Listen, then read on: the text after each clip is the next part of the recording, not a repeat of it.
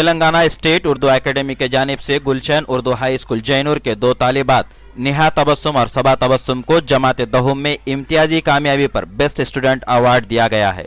इसी ज़िमन में गुलशन Urdu high school में एक तकरीब का इनेकाद अमल में लाया गया और मज़कूरा दोनों तालिबात को 3000 रुपयों के चेक्स व सनद MRO Imran Khan, circle inspector Nagender, SI Srinivas के हाथों दिए गए। इस मौके पर स्कूल करस्पॉन्डेंट सैयद अबू मजर रजा, मदरसे हजा के असातिज़ा के अलावा तलबा व औलिया तलबा की कसीर तादाद मौजूद थी।